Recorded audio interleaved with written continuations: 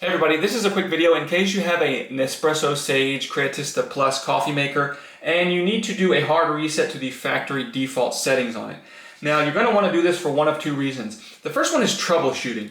If you're having any issues where this coffee maker is not working, it's not following the instructions you give it, maybe it's not making the coffee right, it's not hot enough when it says it is or whatever like that, it's not calibrated properly, a hard reset can fix a lot of these issues.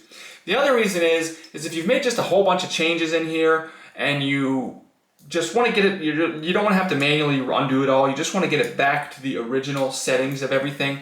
Especially maybe if you're selling this or buying a used one or just whatever reason, you just want to get it back to the way it was when it came out of the box. We can go ahead and do that. We're just going to do it straight from the settings menu. From the settings menu on here, we're going to select a reset. And then from the reset menu, you're not going to select coffee reset, you will select factory reset. And if you select factory reset, then it'll ask you to confirm with either a check or an X. If you want to cancel at this point, you can just select the X, it will cancel it. But if you select the check, then it will do the reset and the machine will actually power off. And then when you turn it back on, you'll need to go back to your instructions, your setup instructions, and set it up as a new coffee maker.